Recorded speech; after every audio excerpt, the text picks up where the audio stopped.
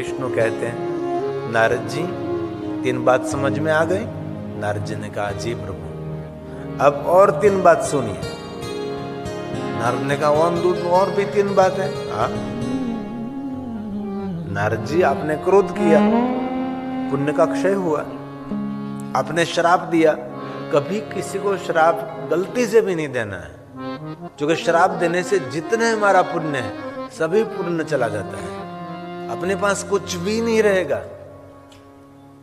जब तक आप ऊर्जावंत हैं आपके पास पुण्य है। पुण्य का फल है ऊर्जा है, सकारात्मक वृत्ति, सकारात्मक विचारधारा, सकारात्मक प्रवृत्ति, ये पुण्य का फल है। जब पुण्य हमारा कम हो जाता है तो हम सब कुछ नकारात्मक होने लगता है। इसलिए हम सबको संकल्प करना है, कभी किसी के लिए बुरा सोचेंगे नहीं, कभी किसी के लिए बुरा बोलेंगे नहीं, क्योंकि किसी का बुरा तो करेंगे ही नहीं, कभी गलती से नहीं, सपने में भी नहीं करेंगे, लेकिन कभी किसी से श्राप नहीं देना है। घनी बार આપણે बोलता है ना, भगवान ने लेखा ले, ये पण एक श्राप है, ऐसा भी नहीं बोलना चाहिए, कभी नहीं। आपका किसी ने बहुत गलत किया है, इसमें आपको प्रतिशत कुछ भी नहीं देना है। आपका बहुत अहित कर दिया, आपका बहुत नुकसान कर दिया, आपका बहुत खराब कर दिया है, कभी उनके बारे में आपको नहीं बोलना है। इनमें आपकी भलाई है। हम तो बोल देते हैं ना, भगवान एना लेखा ले, एनु आम थे तेनु तेम थे आम थे। नहीं, कभी नहीं। ऐसी मन की वृत्ति को छोड़ दीजिए। आपको जीवन जीने में बहुत कुछ जीवन में उपलब्धि रहेगी, लेकिन मनुष्य का स्वभाव है तुरंत बोलते थे, तुरंत बोलते हैं, भले आप तो ले गयो भगवान ने लेखा ले। नहीं, कभी नहीं, ऐसा नहीं बोलना है। आपके भाग्य में होगा फिर आपको मिल जाएगा, इसमें कोई संशय नहीं है। अब भगवान विष्णु जी नारद जी को और 3 बातें बताते हैं। सुनिए जरा 3 बातें क्या हैं। इसमें पहली बात है, शृणु शैवीं कथा नित्यं। नारद जी नित्य भगवान की कथा का श्रवण करें, पहली बात। एक दूसरी बात, नारद वद शैवीं कथा सदा। आपने कथा श्रवण की, कथा का चिंतन करें। मैंने आपको 3 घंटे भगवान की कथा कही तो 3 घंटे की कथा आपको याद नहीं रहेगी, लेकिन ये कथा 3 घंटे के आप चिंतन मनन करो तो इसमें से बहुत कुछ आपको याद रह सकता है। अब तो टेक्नोलॉजी है, अब तो एक बार आपने यहाँ बैठकर सुन ली, दूसरी बार आप गिरी बापू ऑफिशियल यूट्यूब चैनल में कथा सुन सकते हैं, तो फिर से रिपीट हो जाएगी, फिर से आपको याद आ जाएगा, है। इसलिए आजकल तो टेक्नोलॉजी की दुनिया है, इसलिए आप सीधी सीधी कथा सुन सकते, प्रेम पूर्वक कथा सुन सकते। कितनी बड़ी बात है। एक समय तो ऐसा था बस कथा पूरी हुई, बाद में सुनने का अवसर भी नहीं मिलते थे। अब तो कितनी सुंदर सुंदर बात है, तो कभी भी भगवान की आप कथा श्रवण कर सकते हैं। इसलिए जो आपने सुना है उसका चिंतन करें, उसका मनन करें। और तीसरी बात, नारद महादेव के भक्तों की सेवा करो, महादेव के भक्तों के संग में रहें। तीसरी बात, पूज्य स्वाति यत्तेन शिव भक्तान् पुनः पुनः।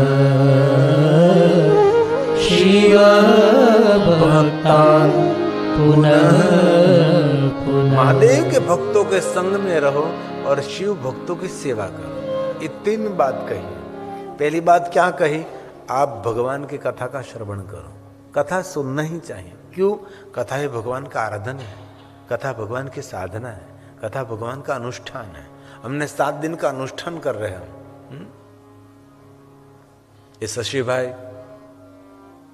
तथा कांति भाई ना, कांतिभाई काल मैंने कीधु तो मारा बेबन नाम लो, मारा वरना नाम लो, मारा पतिदेव ना नाम लो, तो आज एना नाम लेवाना, कांतिबेन, शशिभाई, सुरेखाबेन અને ગૌરીબેન। કારણ કે જો પતિ કઈ કરવા ધારતો હોય તો પત્નીની અનુમતિ જોઈએ, અને પત્ની કઈ કરવા જતી હોય તો પતિદેવની અનુમતિ જોઈએ ને। એકબીજાની અનુમતિ વગર તો કઈ થવાનું જ નથી, તો સીધી વાત છે। એટલે એમના પુણ્ય ફલ સ્વરૂપે આ પવિત્ર પુરુષોત્તમ માસમાં પુણ્યની વૃદ્ધિ કરનારો અને અધિક પુણ્ય આપનારો અધિક માસમાં આપણે કથાનું શ્રવણ કરી રહ્યા છીએ. એટલે કથા સાંભળવી જોઈએ. ભલે 24 ઘંટે તો આપણે કથા નથી સાંભળવાની, પણ કમસે કમ જેટલો સમય મળે એટલો સમય પ્રભુની કથા સાંભળીને. વિદેશોમાં કથા હોય ત્યારે ઘણા ભાઈઓ બહેનો એની નોકરી પૂરી થાય ને સીધા કથામાં આવે, ઘરે ન જાય. અમારે લેસ્ટરમાં એ બાજુ કથા હોય ને તો શું કરે ખબર, નોકરી જઈને કથાના કપડાં લેતા જાય. કારણ કે નોકરીએ તો અલગ કપડાં હોય ને પાછા ભૂત જેવા એના, તો પછી ત્યાં કપડાં બદલી નાખે અને કપડાં બદલીને ત્યારથી ને ભગવાનની કથામાં આવી જાય. કાં ઘરે જાય તો સમય જતો રહે, કથા જતી રહે. તેથી સમયસર ભલે 4 વાગે, પહેલાં 5 વાગે કથા શરૂ કરતા. કેમ શું ભાઈ 5 વાગે, એટલે 5 વાગે નોકરી છૂટી જાય, કથામાં આવી જાય બધા. 5 થી 8 કરતા, પણ 8 વાગે પછી શું થાય, મોટી ઉંમરના દાદા દાદીઓ એને જવાની બહુ તકલીફ પડે, એટલે પછી અમે 4 થી 7 કરી નાખ્યું. નકર અમે 5 થી 8 રાખતા. અને બહુ મોટી સંખ્યામાં સૌ ભગવાનની કથામાં આવતા હતા દરેક જગ્યાએ. તો ભગવાનની કથા શ્રવણ કર્યું છે. રામચરિત માનસમાં કહ્યું, રામ કથા સુર ધ્યાનું સમ. ભગવાનની કથા શું છે તો કે કલ્પવૃક્ષ છે, કામધેનુ છે. આપ 7 દિન કથા સાંભળો, જે મનમાં સંકલ્પ કરો એ સંકલ્પ પૂર્ણ થાય છે. કામધેનુ છે, બધી જ કામનાઓની પૂર્તિ કરનારી ભગવાનની કથા છે. સંત સમાજ સુરલોક સબકો, એ દુર્લભ હૈ બહુ. એ કથા દોહરો છે, રામચરિત માનસનો છે, તુલસીનું સુંદર વચન છે. સુરસરી ધેનુ રામ કથા સુરધેનુ સમ, સેવત સબ સુખદાની. कितनी सुंदर बात करी. राम कथा, कृष्ण कथा, शिव कथा, सभी कथाओं जीवन का सभी सुख देने, सब सुखदानी, फूलदानी, सुखदानी, सभी सुख देने वाले राम कथा सुरधेनु. राम कथा सुरधेनु सम, सेवत सब सुखदानी.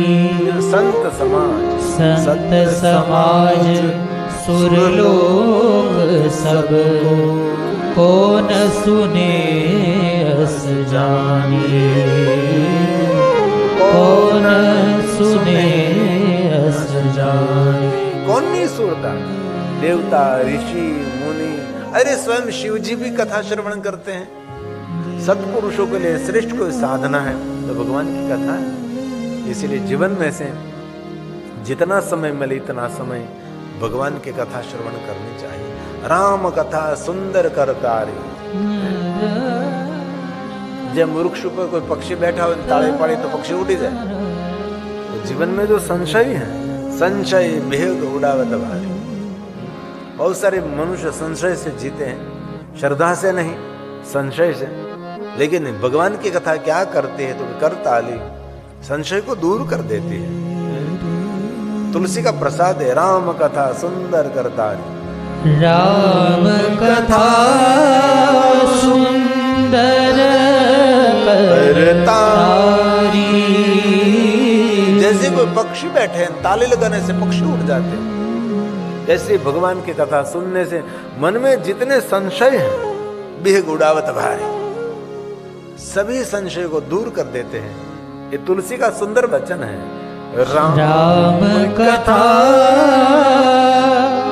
सुंदर करतारी.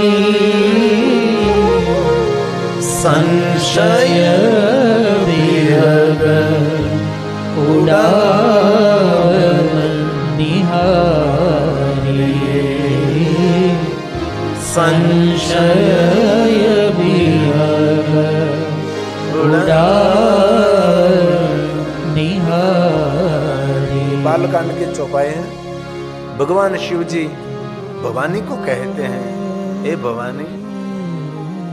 भगवान की कथा कष्ट को काटने की कुहाड़ी. भगवान की कथा दुख को काटने की कुहाड़ी है. भगवान की कथा पाप को काटने की कुहाड़ी. कुहाड़ी काटना है तो कुहाड़ी की आवश्यकता रहनी है. पाप रूपी वृक्ष उगा है, इस वृक्ष को जो काटना है तो क्या करेंगे तो कि कथा रूपी राम कथा कली विपट कुआरी. तुलसी ने गाया और शिव जी बोले। महादेव भवानी को कहते कि भवानी राम कथा कली बिटप कुठारी। सुनिए भवानी, सुनिए जरा। राम कथा कली बिटप कुठारी। सुनिए सुनिए। सादर सुनो गिरिराज कुमारी। पार्वती નું નામ છે ને પર્વતની પુત્રી પાર્વતી, પાર્વતી ભારે પર પાર્વતી, गिरिराजनी पुत्री हे पार्वती जी, इसलिए सादर सुनो, आदर के साथ सुनिए। सादर सुनो गिरिराज कुमारी। सादर सुनो गिरिराज कुमारी। और शिव महापड़ा ग्रंथ में ब्रह्मा जी ने नारद जी को कहा, नारद शिव नाम कुंठारण। जैसे रामचरितमानस में तुलसी ने कहा कि भगवान की कथा पाप को काटने की कुहाड़ी है, तो शिव महापड़ा ग्रंथ में ब्रह्मा जी ने नारद जी को कहा शिव नाम कुंठारण, जो शिव जी का नाम है साक्षात कुहाड़ा है। संसार मूलभूता नाम पातका नाम महामुनि। हे महामुनि, संसार में जो मैंने पाप कर्म किए है, संसार मूलभूता नाम, संसार में बहुत सारे मैंने पाप कर्म किए हैं, तो उस पाप कर्म को कैसे हटाया जाए, तो शिव नाम कुंठारण। कितनी सुंदर बात करें। रामचरितमानस में चौपाई में कहा तो श्लोक में कहा, वहां शिव जी बोले थे, ब्रह्मा बोले संसार मूलभूता नाम।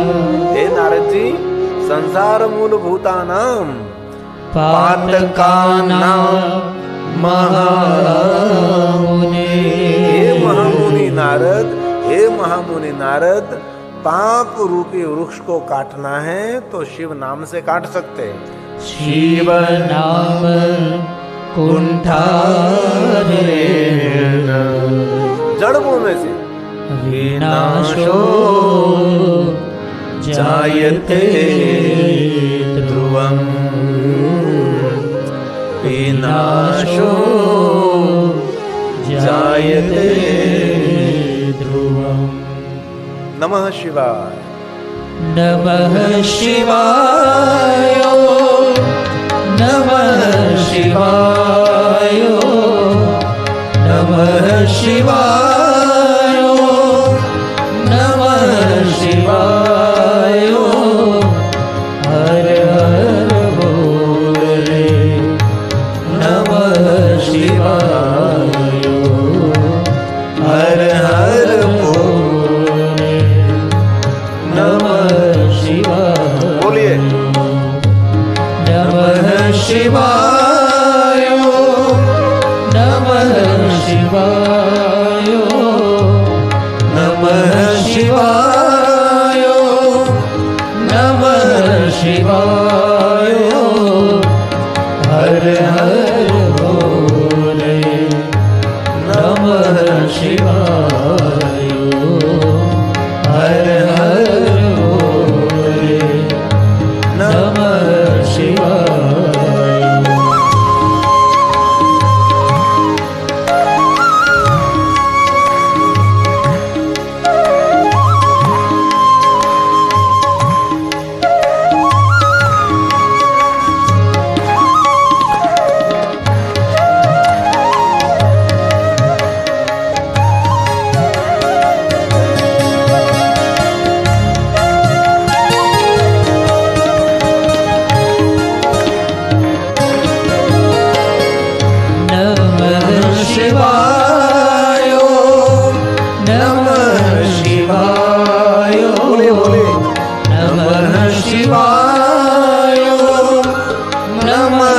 शिवाय, हर हर बोले नमः शिवाय, हर हर बोले नमः नमः शिवाय नमः शिवाय नमः शिवाय नमः शिवाय हर हर भोले नमः शिवाय हर हर भोले नमः शिवाय हर हर भोले नमः शिवाय। भगवान विष्णु जी ने नारद जी को 6 बातें बताई। पहली बात, भाल में भस्म का त्रिपुंड करो। दूसरी बात, पंचाक्षर मंत्र का जाप करो। तीसरी बात, रुद्राक्ष पहनिए। चौथी बात, महादेव के कथा का श्रवण करिए। पांचवी बात, कथा श्रवण करने के बाद कथा का मनन करिए। और छठी बात, भगवान महादेव के भक्तों के संग में रहकर शिव भक्तों की सेवा करो। नारद जी अब सुनिए, कथा श्रवण करना श्रेष्ठ उपासना है, वो श्रेष्ठ भक्ति है। श्रोत्रे श्रवणम तस्य। कोई कहे आपको मुझे भक्ति मार्ग में प्रवेश करना है तो मैं क्या करूं, तो उसको एक ही बात कहिए, कथा श्रवण करो। कथा 2 काम करती है। एक तो जिनके हृदय में परमात्मा के प्रति भक्ति नहीं है, उसके हृदय में भक्ति प्रज्वलित होती है, और जिनके हृदय में भक्ति है उसकी भक्ति थोड़ी डगमगी हुई है। कभी भक्ति विचलित हो जाते हैं, डगमगी जाते हैं। तो इस कथा सुनने से फिर से भक्ति दृढ़ बन जाती है। कथा 2 काम करती है। इसलिए भगवान तक पहुंचने के लिए 3 मार्ग हैं। पहला मार्ग कथा श्रवण करें, दूसरा मार्ग परमात्मा का स्मरण करें, कीर्तन करें, और तीसरा मार्ग है कथा सुनिए, उसका मनन करें। 3 नवधा भक्ति में ये 3 भक्ति साधन नहीं, महासाधन है। इसमें पहली भक्ति क्या है? श्रोत्रेण श्रवणं तस्य। सुनते रहो, बस सुनते रहो, याद रहे न रहे कोई चिंता ना, छोड़ दिए चिंता। ये सब कुछ याद रहे कि न रहे, लेकिन सुनते रहो। सुनने मात्र से पुण्य मिलता है। आप कथा सुनकर घर पे जाएंगे ना, घर में कोई आपको प्रणाम करेंगे ना, उसको भी कथा सुनने का फल मिलेगा।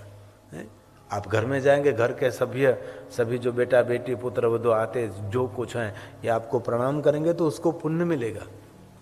ये कथा श्रवण की अद्भुत महिमा है। ये ब्रह्मा जी ने नारद जी को कहा, नारद जी जो कथा सुनते हैं ना, उसको प्रणाम करने से पुण्य मिलता है। इसलिए भक्ति, पहली भक्ति का द्वार क्या है? कथा सुनिए आप। श्रोत्रेण श्रवणं तस्य वचसा कीर्तनं तथा मनसा मननं तस्य महासाधनमुच्यते महासाधनमुच्यते। श्रवण, कीर्तन, स्मरण, सेवन, दास्य, अर्चन, वंदन, सांख्य, आत्मसमर्पण, उसको कहते हैं नवधा भक्ति। उनका विस्तृत शिव महापड़ा ग्रंथ में वर्णन किया। भद्रम कर्णेभिः शृणुयाम देवा। देवताओं, हमको बस कृपा करके हमको कथा सुनने का अवसर मिले। ऋषि मुनि ने कहा कि हे देवताओं, हमारे पर ऐसी कृपा करो, ऐसी कृपा करो। भद्र એટલે महान श्रेष्ठ भगवान की कथा सुनने का अवसर मिले। ओम हरि ओम। भद्रं कर्णेभिः शृणुयाम देवा। भद्रं पश्येम क्षभिर्यजत्रा। स्थिरैरङ्गैस्तुष्टुवाग्भुसस्तनूभिर्व्यशेमहि देवहितं यदायु। भद्रं कर्णेभिः। हम कौन है? हम साधक हैं। हमारा लक्ष्य क्या है? भगवान है, हमारे साध्य हैं। साधन क्या है? तो कि कथा भगवान की कथा भगवान तक पहुंचने का साधन है, और हम साधक हैं। हमारा साध्य कौन है? भगवान शिव है। शिव तक पहुंचना है हम सभी लोगों को। इसलिए भगवान की कथा सुननी चाहिए, कितने ही दौड़धाम जीवन में, कितना भागदौड़ है, लेकिन सबको छोड़कर प्रभु की कथा श्रवण करनी चाहिए। ते जन्म बाज खलु जीवलोके, जिस लोक में हम रहते लोक का नाम है जीवलोक।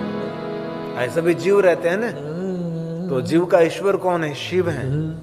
वै सदा ध्यायन्ति, वै सदा ध्यायन्ति, जो विश्वनाथ का ध्यान करते हैं, जिनकी वाणी भगवान का गुणगान करते हैं, जिनके कान भगवान की कथा का श्रवण करती है, भव उतरन्ति, वो मनुष्य भव पार उतर जाएगा, भव पार उतर जाएगा। ये मैं नहीं कह रहा हूं, भगवान बोल रहे हैं। क्या बोल रहे हैं? ते जन्म भाज खलु जीवलोके, जिस लोक में हम रहते, लोक का नाम है जीवलोक, तो जीवलोक में भवपार होना है, सबको भवपार तो होना है ना, किसी को डूबना नहीं है ना, सबको भवपार होना है, किसी को डूबना नहीं है, सबको तैरना है। क्या तैरना है? संसार सागर महाजल भरियो, जो संसार का सागर है, महाजल भरियो, इसमें से पार उतरना है।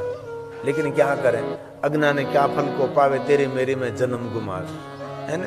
अज्ञानी क्या फल को पावे, मारे तारे मारे तारे। एक बात कहो तुमने खानगी में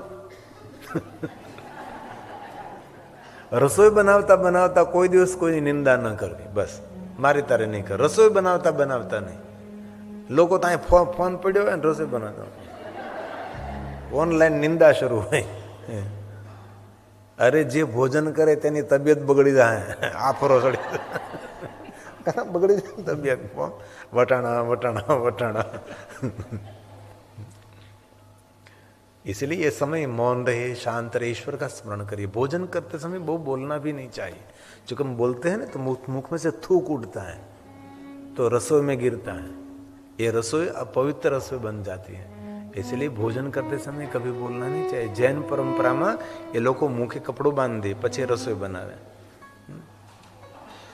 जैसे यहाँ आप ग्लोव्स पहनते हैं ना रसोई बनाते समय, तो बहुत सावधान रखिए। भोजन करते समय मौन रहिए, क्योंकि जो बोलते हैं, जो कुछ सोचते हैं, जो विचार कर, सब कुछ रसोई के अंदर ही मिश्रित होता है।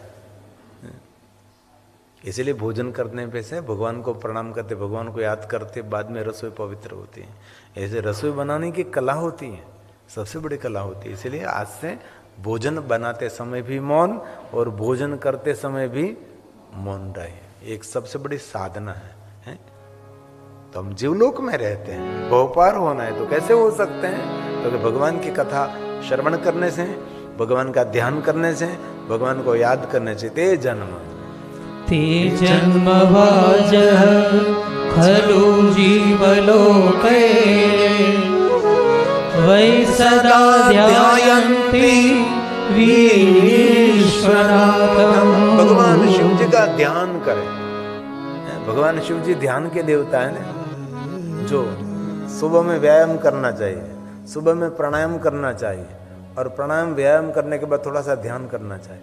ध्यान मतलब परमात्मा का ज्योति स्वरूप, जो परम पिता परमात्मा, जो जगत का सर्जक है, जो जगत का संचालक है, जगत में सब कुछ है, जो ज्योति स्वरूप परमात्मा है, उसका ध्यान करें। वै सदा ध्यायन्ति, ध्यान नित्यम महेशम रजतगिरि में चारु चंद्र। ध्याये नित्यम महेशम। शंकर जी के रूप का वर्णन, शंकर जी कैसे? गिरिनिभं चारु चंद्रावतंसं, रत्नाकल्पोज्ज्वलांगं, परशुमृगवरा प्रीतिहस्तं प्रसन्नं, पद्मासीनं समन्तात् स्तुतममरगणैः व्याघ्रकृतिं वसानं, विश्वाद्यं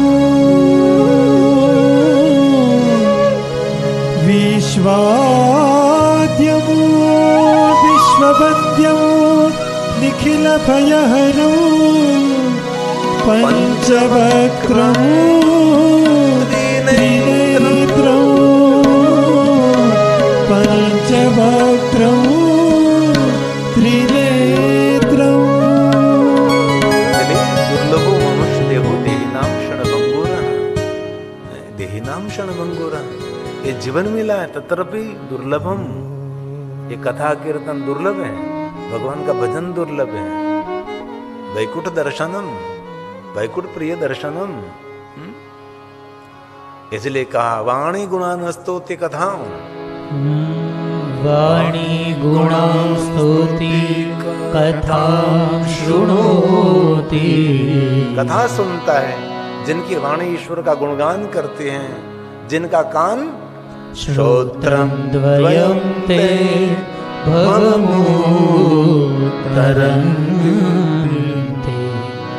श्रोत्रं द्वयं ते भवमुत्तरन्ति। बड़े भाग मानुष तनु पावा सुर दुर्लभ सद ग्रंथि गावा। तने મળ્યો મનુષ્ય અવતાર માંડ કરીને ગાવું નથી, ત્યારે ખાલી કહું છું હું તો. बड़े भाग मानजु तनु पाव, सुर दुर्लभ, देवताओं को दुर्लभ, ये मिला शरीर. नाम बसामे वैकुंठ है. भगवान के मैं कहाँ रहता हूं मैं? ना बसामे योगी मर रहे. नहीं नहीं, मद भक्ता यत्र गायंती तत्र तिष्ठामि नारद. कितनी सुंदर बात भगवान के पास.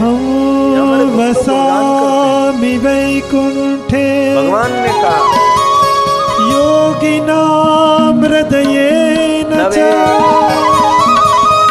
मद्भक्ता यत्र गायन्ति तत्र तिष्ठामि नारद. तत्र तिष्ठामि नारद. दुर्लभं मनुष्य देहो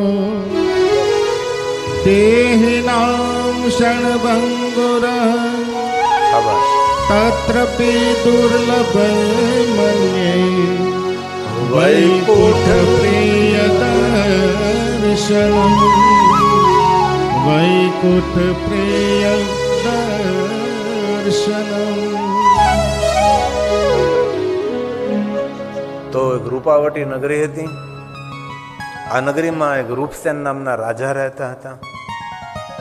પુરુષોત્તમ માસની એક વાર્તા કીધું તમને, પછી આપણે ખાઈ લઈએ બધે, ભોજન ઝપટ કરીએ. પછી સુંદર સુંદર ભોજન બનાવ્યું છે. બધા કેટલા પ્રેમથી ભોજન બનાવતા હોય છે. બધા ખરેખર જે ભોજન બનાવે છે તેમને ખૂબ તાલી વડે આશીર્વાદ આપીએ આપણે. એટલા આદરથી, એટલા ભાવથી, એટલી ભક્તિથી આમ એકદમ તલ્લીન થઈને રસોઈ બનાવે, તલ્લીન થઈને રસોઈ બનાવતા. એટલા તલ્લીન થઈને રસોઈ બનાવતા જેટલા આપણે તલ્લીન થઈને ભોજન કરતા હોઈએ, એટલા તલ્લીનથી રસોઈ બનાવે. રૂપસેન નામના એક રાજા, બહુ ધર્મશીલ હતા, ધર્મપ્રાણ હતો. રાજા તપસ્વી હતો, રાજા દાનવીર હતો, પ્રજાનું કલ્યાણ કરનારો રાજા હતો. વ્રત સાધના ઉપાસનામાં રત રહેનારો, સૌના દુઃખને હરનારો દેવતુલ્ય રાજા હતો. રૂપાવટી નગરીમાં રાજાનું નામ છે રૂપસેન રાજા. લેકિન બહુ ભગવત માણસ હતો. એમાં પુરુષોત્તમ મહિનો આવે છે. પંડિતોએ, વિદ્વાનોએ કહ્યું કે રાજા, તમે ભગવાનના ભક્ત છો, તપસ્વી છો, અનેક પ્રકારના વ્રત કરો છો, બધા જ વ્રતો તમે કરો છો, વિશેષ પ્રકારે આજ પુરુષોત્તમ માસનું વ્રત તમે કરો. રાજાએ પૂછ્યું કે હે વિદ્વાનો, કેવી રીતે પુરુષોત્તમ માસનું વ્રત કરી શકું છું હું? જ્યારે વિદ્વાનોએ કહ્યું કે હે રાજા રૂપસેન, આપણા ગામના પાદરમાં નદી છે. પહેલાં તો લગભગ ગામડાઓ બધા નદી કિનારે જતા હોય, તો હવે બધું શહેરીકરણ થયું. નદી કિનારે ગામડું હોય, આપણા ગામના પાદરમાં નદી છે. નદીએ રોજ વહેલા બ્રહ્મ મુહૂર્તમાં નાવા જવાનું, પુરુષોત્તમ ભગવાનની પૂજા કરવાની, કાંઠાકોરની પૂજા કરવાની, સાધુ બ્રાહ્મણો ત્યાં બેઠા હોય ત્યાં દક્ષિણા આપવાની, સૌને પ્રણામ કરવાના, કથા વાર્તા સાંભળવીને આવી રીતે આખું પુરુષોત્તમ માસનું વ્રત તમે કરો. રાજા રૂપસેનને બહુ જ વાત ગમી પંડિતોની. રાજા રૂપસેને પુરુષોત્તમના વ્રતનો પ્રારંભ કર્યો છે. પુરુષોત્તમ મહિનાનો પહેલો દિવસ છે.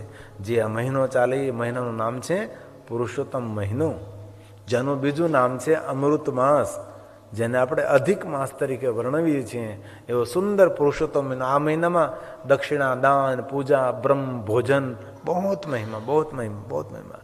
રાજા રૂપસેન રોજ માટે નદીએ નાવા જાય છે, બ્રાહ્મણોની પૂજા કરે છે, બ્રાહ્મણોને દક્ષિણા આપે છે, કથા વાર્તા સાંભળે, કાંઠાકોરની પૂજા કરે છે. રોજ આવી રીતે જાય છે, બ્રાહ્મણોને દક્ષિણા આપે. એક બ્રાહ્મણ દક્ષિણા લેતા જ નથી. બધાને રોજ કાંઈ ને કાંઈ દક્ષિણા આપે, કાંઈ ને કાંઈ દક્ષિણા રોજ માટે અલગ અલગ દક્ષિણા આપે છે. એમાં એક બ્રાહ્મણ હતા, એ રાજાને રોજ વિવેકપૂર્ણ હાથ જોડીને કહે કે નહીં રાજા, હું દક્ષિણા નહીં લઉં. જ્યારે એક દિવસ રાજાએ બહુ કહ્યું કે બધા જ બ્રાહ્મણો દક્ષિણા લઈ લે છે, તમે કેમ દક્ષિણા નથી લેતા? તો વાતને ટાળવા હાટું એ વિદ્વાન બ્રાહ્મણે કહ્યું કે હું છેલ્લે દિવસે દક્ષિણા લઈ લઈશ, બસ. એટલે વાત ટળી ગઈ છે. પછી રાજા બધા બ્રાહ્મણો દક્ષિણા આપે છે. આ એક બ્રાહ્મણ છે તેને દક્ષિણા આપતા નથી. રાજાને એમ કેમ સાથે છેલ્લે દિવસે રાજી કરી દઈશું, આવો એનો ભાવ રાજાનો. રોજ રાજા નદીએ નાહવા આવે છે, બ્રાહ્મણો રાજી થાય છે, કાઠાગોરની પૂજા થાય, પુરુષોત્તમ ભગવાનની પૂજા છે. બ્રાહ્મણો જે વાર્તા કરતા હોય, કથા વાર્તા સાંભળે છે, બ્રાહ્મણોને પ્રણામ કરે છે. રોજ દક્ષિણા રાજા બધાને આપે છે. એમ કરતાં કરતાં પુરુષોત્તમ મહિનો પૂરો થયો છે. પુરુષોત્તમ મહિનો પૂરો થયો, બધાએ બ્રાહ્મણોને સારી સારી દક્ષિણો આપી છે. એમાં જે બ્રાહ્મણે આખો મહિનો દક્ષિણા નહીં લીધી હતી એ બ્રાહ્મણને 10 સોના મોહરો આ રાજા આપે છે. બ્રાહ્મણે હાથ જોડીને કહ્યું છે, હું દક્ષિણા નહીં લઈ શકું. જ્યાં રાજાને વિસ્મય થયો કે કેમ તો દક્ષિણા ન લે, આપ બ્રાહ્મણ કેમ દક્ષિણા, શા માટે નહીં? તો કે હું એવી રીતે દક્ષિણા નથી લેતો, તમારી પાસે જે ધન આવ્યું છે એની મને પૂરેપૂરી ખાતરી હોય તો જ હું દક્ષિણા લઉં છું. મને એ પહેલાં તમે કહો, આ ધન તમારી પાસે ક્યાંથી આવ્યું છે? તો રાજાએ કહ્યું કે રાજકોષમાંથી. જે કંઈ મારી પાસે ધન છે બધું રાજકોષનું ધન છે. તો પહેલાં બ્રાહ્મણે કહ્યું કે એ ધન તમારી મહેનતનું ન કહેવાય. મને દક્ષિણા તમારે આપે તો તમે જે મહેનત કરી હોય, તમે જે પુરુષાર્થ કર્યો હોય, એમાંથી ધન તમે જે કમાણા હોય એની મને દક્ષિણા આપો. રાજા ક્યાંય પુરુષાર્થ કરવા જાય જ નહીં. એ તો બધું રક્ષા કરે, સૌનું ધ્યાન રાખે, રાજપાટ ચલાવે. આ માણસ જ કરેલું નહીં. જરૂર તમારી પાસે હું દક્ષિણા લેવા આવીશ, પણ તમારી મહેનત, તમે જે કડી મહેનત કરતો હોય, પુરુષાર્થ કર્યો હોય, જે તમારા મહેનતથી તમને ધન મળ્યું હોય એ મને દક્ષિણામાં આપો. એ મારા માટે સ્વીકાર્ય છે. બાકી હું ધનને ઓળખ્યા વગર કોઈ પાસેથી દક્ષિણા લેતો નથી. આવો ડાયો નિર્ધન બ્રાહ્મણ, દરિદ્ર બ્રાહ્મણ. પુરુષોત્તમ માસ પૂર્ણ થાય, બ્રાહ્મણો પોતપોતાના ઘરે જાય, રાજા પોતાના રાજ દરબારે જાય. આ બ્રાહ્મણને કહેતા જાય, કાલે તમે 10 સાડા 10 બપોર પહેલાં આવી જજો, એટલે હું તમને દક્ષિણા મારા મહેનતની, જે મને ભગવાને આપ્યું છે મારી મહેનતનું, એ હું તમને દક્ષિણામાં આપીશ. બીજે દિવસે આવજો રાજ દરબારમાં, કાંઈ વાંધો નહીં. બ્રાહ્મણો પોતપોતાને ઘરે ગયા. બધાની પત્નીઓ પૂછવા લાગી, શું રાજાએ દક્ષિણા આપી? શું? કોઈ કે 1 સોના મોહર આપી, કોઈ કે મને 2 સોના મોહર આપી, કોઈ મને 3 સોના મોહર આપી. આ જે બ્રાહ્મણે દક્ષિણા નહીં દીધી એ એમના પત્ની પૂછવા લાગે, તમને શું દક્ષિણા આપી? તો બ્રાહ્મણે કહ્યું કે મેં દક્ષિણા નથી લીધી. અને પછી બ્રાહ્મણે તૂટી પડી વાત પૂછવામાં. તમે તમારા જેવા કોઈ મૂર્ખ નથી. રાજા દેતા હોય તો કોઈ દી ભૂલાતું છે માગવાનું? આપણે એટલા નિર્ધન, આપણા ઘરમાં એટલી તકલીફો છે, એટલી ભૂખ છે, એટલા દુઃખ છે, આપણે કેટલા પૈસા વગર પીડાઈએ છીએ. બ્રાહ્મણે બહુ જ બોલે. પેલો બ્રાહ્મણ કહે કે નહીં, દક્ષિણા હું લઉં, પણ દક્ષિણા ક્યાંથી આવે છે એની પાસેથી, એ પૈસા કેવી રીતે આવ્યા છે એ જાણ્યા પછી જ હું દક્ષિણા લઉં. બાકી હું દક્ષિણા ન લઉં, ભલે ભૂખો રહું પણ દક્ષિણા ન લઉં. પછી બ્રાહ્મણે બોલવાનું બંધ કર્યું. એટલે બ્રાહ્મણ દેવતાએ કહ્યું કે સાંભળતું, મને રાજાએ કાલ રાજ દરબારમાં બોલાવ્યો છે. બ્રાહ્મણેના હૃદયમાં આશાનું કિરણ જાગ્યું કે એટલે રાજ દરબારમાં બોલાવે છે એટલે મોટી દક્ષિણા આપવાના છે. ઓછામાં ઓછી 100 સોના મોહરો તો આપશે જ. આવો એનો ભાવ. એટલે સવારમાં જલ્દી વહેલા ઉઠાડી દીધા બ્રાહ્મણને કે તમે રાજ દરબારમાં જવાનું છે, જલ્દી ધોયેલા કપડાં, નવા કપડાં થતા જ નહીં, ધોયેલા કપડાં પહેરી લો, તિલક કરી લો, તૈયાર થઈ રાજ દરબારમાં જાઓ. રાજા તમને આજે મોટી દક્ષિણા આપવાના છે. સરસ રીતે બ્રાહ્મણ દેવતા તૈયાર થયા છે. રાજાએ કહ્યું છે કે બપોર પહેલાં આવી જશે. 10 સાડા 11ની આસપાસ આ બ્રાહ્મણ દેવતા પહોંચી ગયા છે રાજ દરબારમાં. રાજા સુંદર ઊંચા આસન ઉપર બેઠા છે અને દક્ષિણા માગી છે. ત્યારે પૂછ્યું કે આ દક્ષિણા જે તમે મને આપો છો એ ક્યાંથી તમે લાવ્યા છો? ત્યારે રાજાએ કહ્યું, સાંભળો બ્રાહ્મણ દેવતા, આ મારી મહેનતની દક્ષિણા છે, અમારા પસીનાની દક્ષિણા છે. મેં પરસીનો પાડ્યો છે, પરસેવો પાડ્યો છે. બ્રાહ્મણે પૂછ્યું, કેવી રીતે રાજા? તો રાજાએ આખી વાત કરી કે હે બ્રાહ્મણ દેવતા, તમને કાલે આપણે પુરુષોત્તમ માસ પૂર્ણ થયો એટલે હું તમને દક્ષિણા આપતો તો તમે દક્ષિણા લીધી નહીં. અને મેં તમને કહ્યું કે કાલે મારા રાજ દરબારમાં આવજો, હું તમને દક્ષિણા આપીશ. એટલે કાલ સાંજે પુરુષોત્તમ માસ પૂર્ણ થયો ને રાતે હું પછી વેશ બદલીને હું કામ ગોતવા નીકળ્યો રાત્રે. એટલે બધે જ હું ફરતો હતો, મને કોઈ કામે રાખતું નહીં હતું. એમાં એક લોહાર લોખંડ ઘડતો હતો, દાંતરડા બનાવતો હતો. ત્યાં જઈને મેં કહ્યું કે મને કામે રાખો. ત્યારે પેલા લુહારે કહ્યું કે જરૂર આપ કામે રહી શકો છો.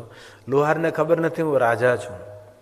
ત્યારે કહ્યું કે શું કામ કરવાનું છે? કે ધમણ ધમવાને છે અને આ લોખંડનો જે ઘણ છે એ આ લોખંડ ઉપર પછાડવાનો છે. બોલો, કામ કરી શકશો? રાજા કહે કે મારે તો પસીનાની કમાણી કે તમને દક્ષિણામાં આપવાની હતી, એટલે મેં કોઈ દિવસ આવું કંઈ જબરું કામ કરેલું નહીં. એક હાથે ધમણ ધમતો જાવ, ધમણ ધમતા જમતા જ્યારે મને લુહાર કહે ત્યારે હાથમાં ઘણ લઈ હું દાંતરડું બનાવવા માટે ઘણને ટીપતો હતો. પણ થોડીક વાર મેં 10-15 મિનિટ કામ કર્યું, એમાં હાથમાં ફરફોલા પડી ગયા. એક તો આ ધમણ હાલી એની ગરમી, એમાં ઘણ ટીપવાનો, લોખંડ ઉપર મારવાનું, હાથમાં પરફોલા પડી ગયા. અને તો 10-15-20 મિનિટમાં તો બેશુદ્ધ થઈ ગયો, બેહોશ થઈ ગયો, હું કામ ન કરી શક્યો. પછી લુહાર ભગતે મારું ખૂબ અપમાન કર્યું. કામ ન થતું હોય તો આવ્યા હું તમે આમને તેમને ઘણું બધું બોલ્યા, પણ મેં મારી ઓળખાણ આપી નહીં બ્રાહ્મણ દેવતા કે હું રાજા છું. રાજા છું એમ કહું તો પેલા લુહારને ખબર પડી કે આ રાજા કેવી રીતે કામે નીકળ્યા. 20 પલટો કરી અને હું ગયો હતો. ને પુરુષાર્થથી ધન કેટલું અઘરું છે એનું મને જ્ઞાન થયું, આપનાથી થયું છે કે મહેનત કરીને ધન કમાવવું એ કેટલી અઘરી વાત છે. મારી પ્રજા કેટલી મહેનત કરતી છે, મારી પ્રજા કેટલું દુઃખ ભોગવતી છે, ચારેય પ્રજા ધન કમાય છે અને એ હું કર ઉઘરાવું છું. ખરેખર મારે રાજાના કોષમાંથી ધન વાપરવું નહીં જોઈએ, મારે પણ મહેનત પુરુષાર્થનો તમે મને અર્થ સમજાવ્યો છે. ત્યારે બ્રાહ્મણ દેવતાએ કહ્યું તો તમને શું મળ્યું? ત્યારે રાજાએ કહ્યું છે કે એ લોહારે મને ફક્ત 2 આના આપ્યા છે, ઢબુડી આપે છે, 2 પૈસા ખાલી. ઢબુડી એટલે 2 પૈસા. પહેલાં બેત્યું આવતું ને, આપણે બહુ ના મોટી ઉંમરના આવે ને ખબર હોય, બેત્યું ને તીન્યું તેને તરખું કહેતા, 5 પૈસા. ને હવે તો આ બધું 25 પૈસા જતી રહે. ગીતમાં એરો તને પાવલી આપીને કેવું હું બોલે, પાવલી લઈને હું તો પાવાગઢ ગઈ હતી, પાવલી લઈને હું તો પાવાગઢ ગઈ. એ પાવલી ખોવાઈ ગઈ. બોલો, પાવલી જ નથી મળતું તો પાવાગઢ ક્યાં જાઓ? પાવલી ને પાવલી, પાઉન્ડ. હા, પાઉન્ડ. હા, એ વાત તમારે છે. આ બધાને વ્યસન લાગી ગયું પાઉન્ડ નો. ભારતમાં જાય તો ભારતમાં હું તો ખબર નહીં. ઉપાધ્યાય દાદા, અમારા ઉપાધ્યાય દાદા ડાકોરના છે, રણછોડની નગરીના છે. એટલે આપણા માટે તો સાક્ષાત રણછોડ ભગવાનનું સ્વરૂપ કહેવાય ને, રણછોડની નગરી એટલે રણછોડ ભગવાનનું સ્વરૂપ કહેવાય. ખૂબ તાલીઓ વડે પ્રણામ કરીએ અમને. આપણા મંદિરના આચાર્ય છે, આપણી કથાના પણ આચાર્ય પદે બિરાજે છે એને. રણછોડ ભગવાનના સ્વરૂપ છે. તો રાજાએ કહ્યું કે આ 2 પૈસા બસ ઢબુડી બ્રાહ્મણે પ્રેમપૂર્વક લઈ લીધી છે. અને રાજાને કહ્યું, રાજા ખૂબ હૃદયથી આશીર્વાદ, મેં સાંભળ્યું છે કે તમે નિસંતાન છો, તો આજથી 9 મહિના પછી તમારે ઘરે દીકરો જન્મશે. આ બ્રાહ્મણના, ગરીબ બ્રાહ્મણના આશીર્વાદ છે. 2 ઢબુડ, ખાલી 1 ઢબુડી 2 પૈસા લઈને ઘરે આવે છે. એમના ધર્મપત્ની બ્રાહ્મણી પછી ખબર નહીં કેવા તૂટી પડ્યા હોય, રામ જાણે. પૂછ્યું કે શું આપ્યું રાજાએ?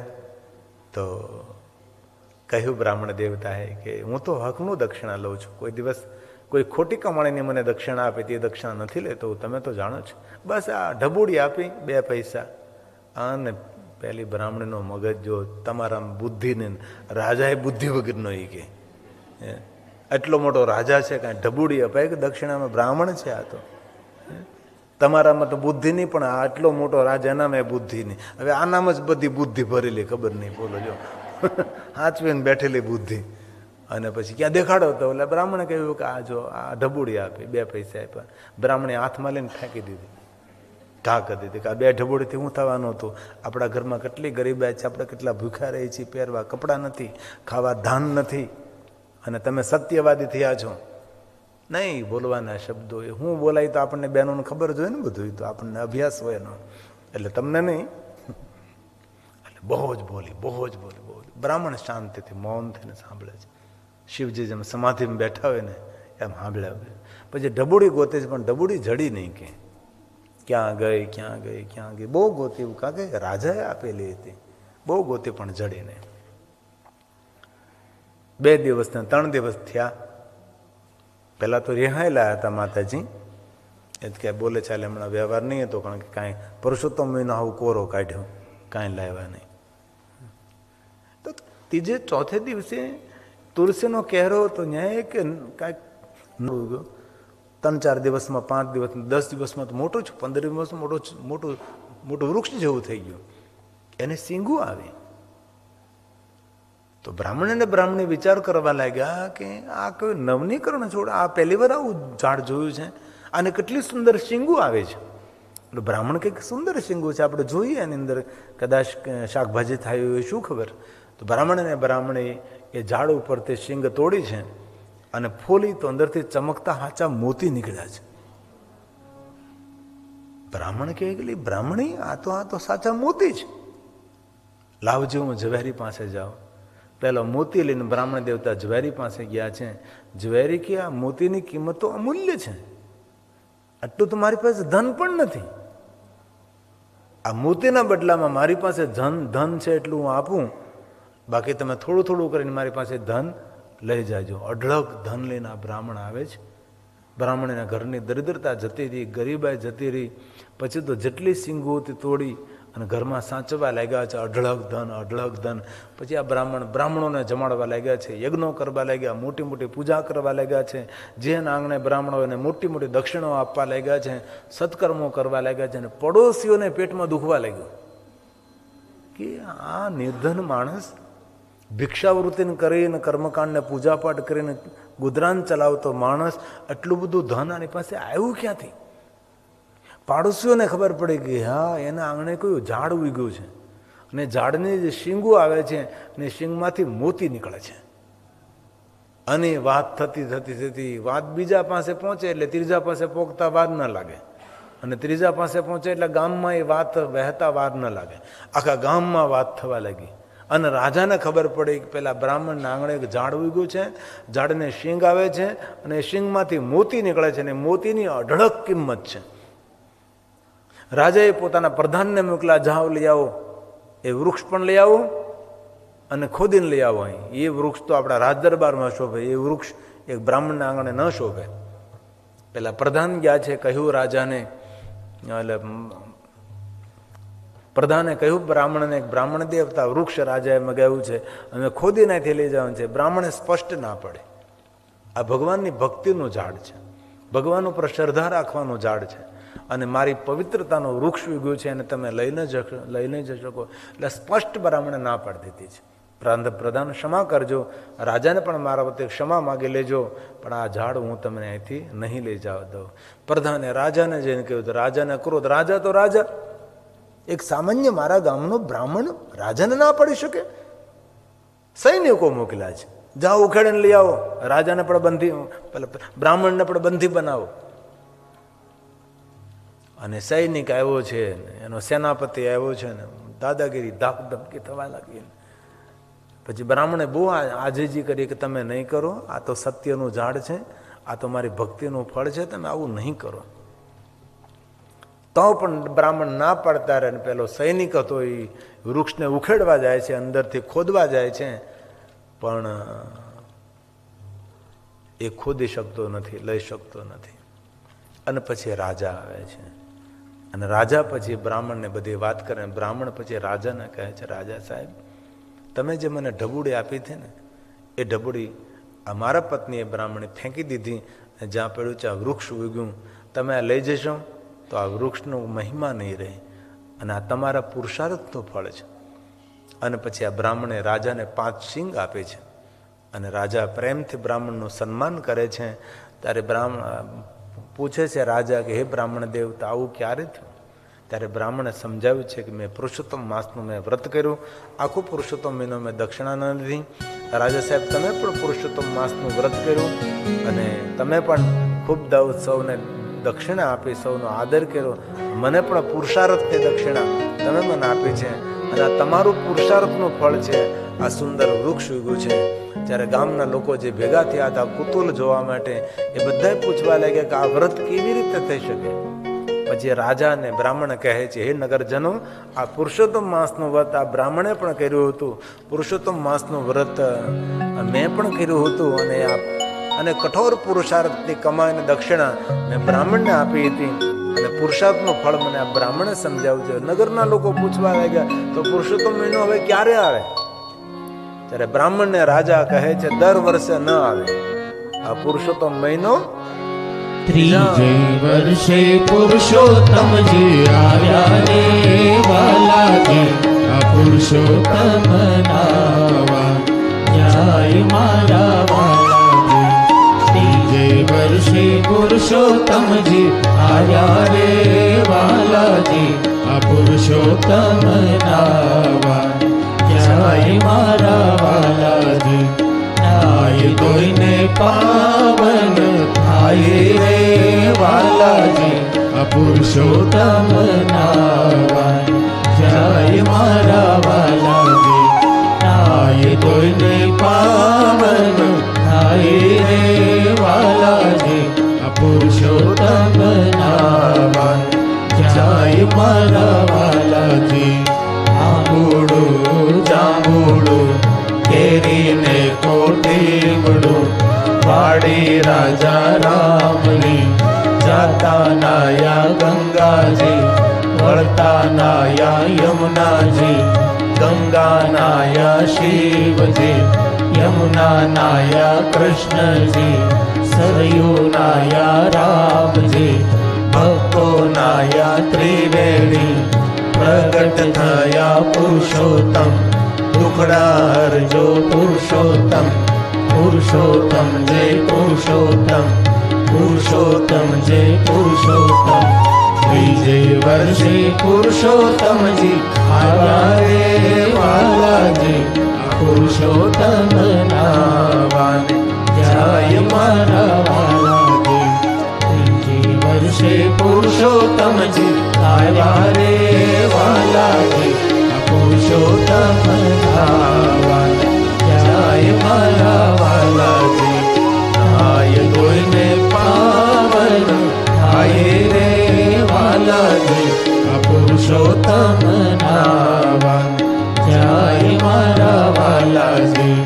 નાય ધોઈને પાવન થાય રે વાલાજી, આ પુરુષોત્તમ નાવા જાય મારા વાલાજી. હાલો.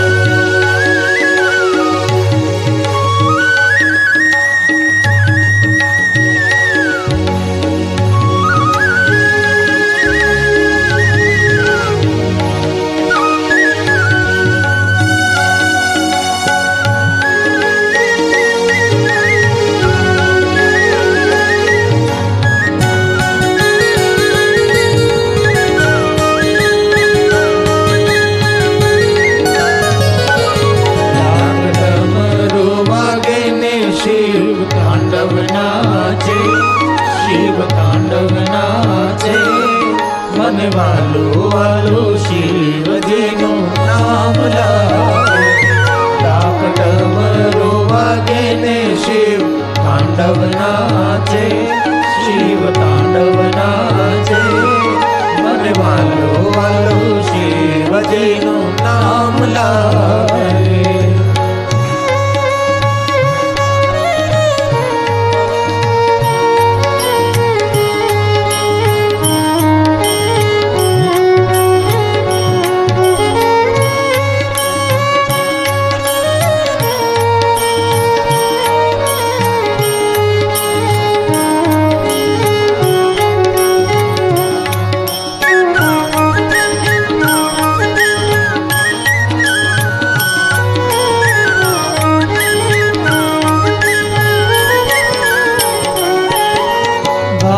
ત્રિપુંડ ચંદ્ર હાથમાં શોભે છે ત્રિશૂળ.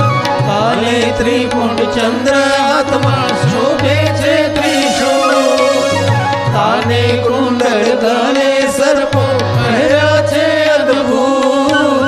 કાને કુંડળ ગળે સર્પો પહેર્યા છે અદ્ભુત. શિવ તાંડવ નાચે ને 14 બ્રહ્માંડ ગાજે, 14 બ્રહ્માંડ ગાજે. મને વાલો વાલો શિવજીનું નામ લાગે. ડાક ડમરો વાગે ને શિવ તાંડવ નાચે, શિવ તાંડવ નાચે. મને વાલો વાલો શિવજીનું નામ લાગે.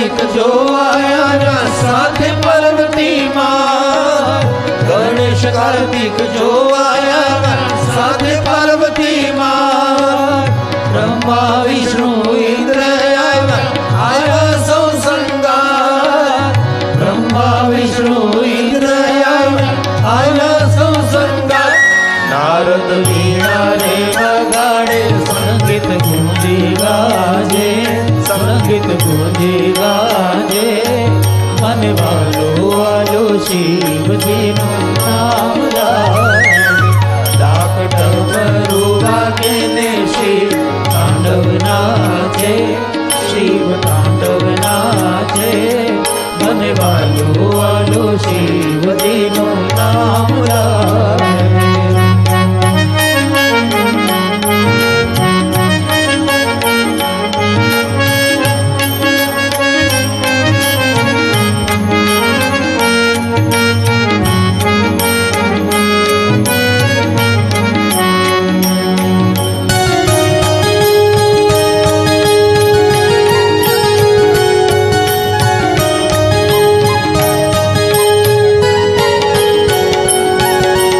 યોગીની સમાધિ તૂટે હાર કૈલાસધામ યોગીની સમાધિ તૂટે હાર કૈલાસધામ હર હર શંભુ પૂંજી ઉઠે નામ હર હર શંભુ પૂંજી ઉઠે નામ પગમાં ઘૂંઘર બાંધીને નંદી થાલ્યા પે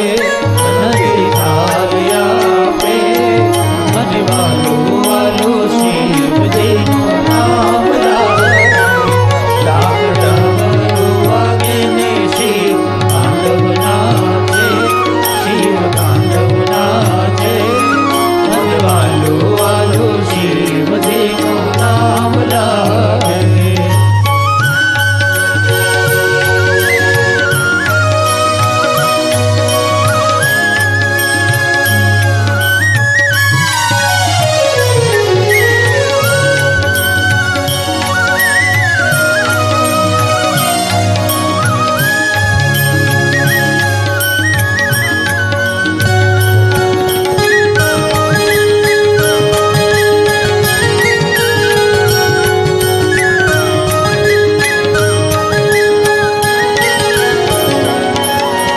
गिरी कहे महादेव कृपा के उज्ज्वल थया गिरी कहे महादेव कृपा के उज्ज्वल थया भक्तों ने तो रक्षा कर दे त्रिशूल लईने हाथ भक्तों ने तो रक्षा कर दे त्रिशूल लईने हाथ साथे भूत पिशाच देवो नाचे आज देवो नाचे મને વાલો વાલો શિવજીનું નામ લાગે ડાક ડમરુ વાગે ને શિવ તાંડવ નાચે શિવ તાંડવ નાચે મને વાલો વાલો શિવજીનું નામ લાગે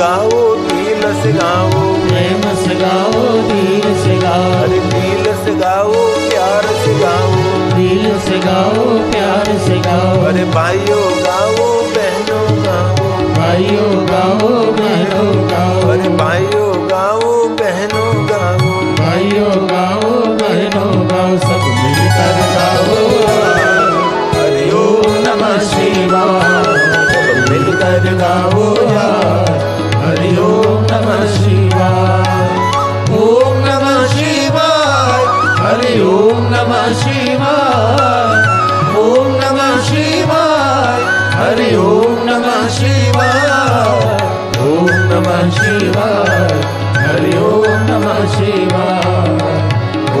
नमः शिवाय, हरि ओम नमः शिवाय।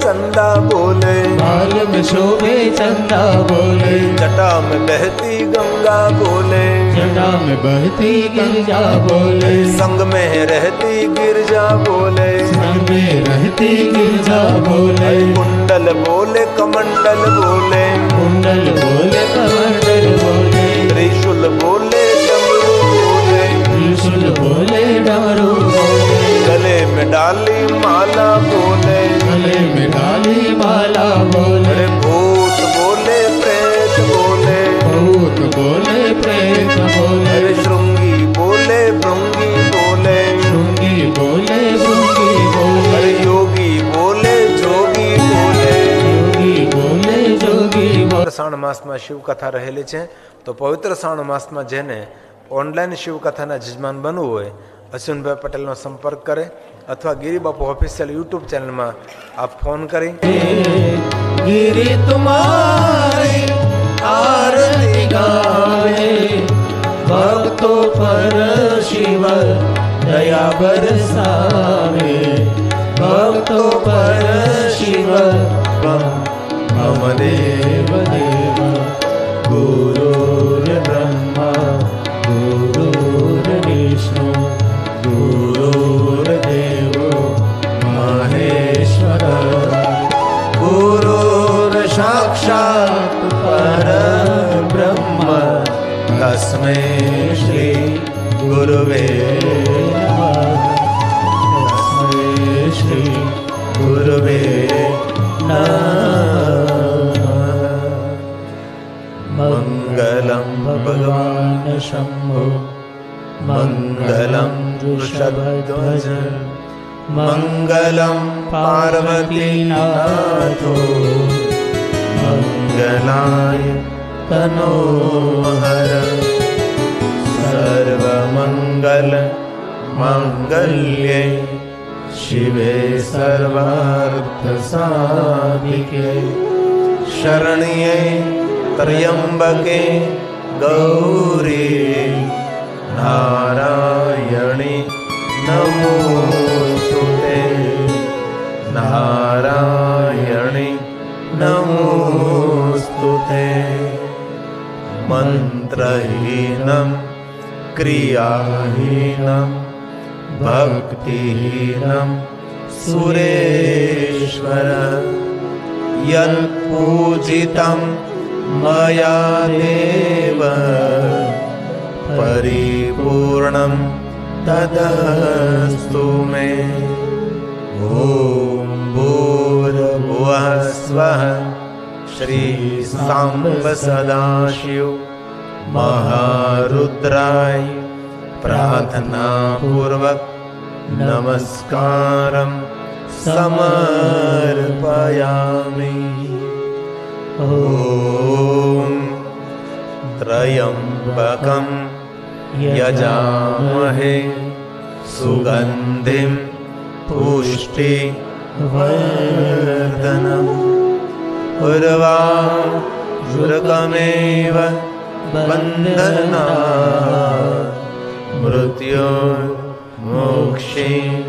अमामृतात्। ॐ मृत्युञ्जय महादेव त्राहि मां शरणागतं, जन्म मृत्यु जरा व्याधि पीडितं कर्म बन्धने। ॐ शिवाय ओम नमः शिवाय ओम नमः शिवाय ओम शांति शांति शांति। रामचंद्र भगवान की जय बालकृष्ण लाल की जय हनुमान जी महाराज की जय सद्गुरु भगवान की जय गौ माता की जय भारत माता की जय पुरुषोत्तम भगवान की जय सोमनाथ महादेव की जय भाड़नाथ महादेव की ओम नमः पार्वती पतये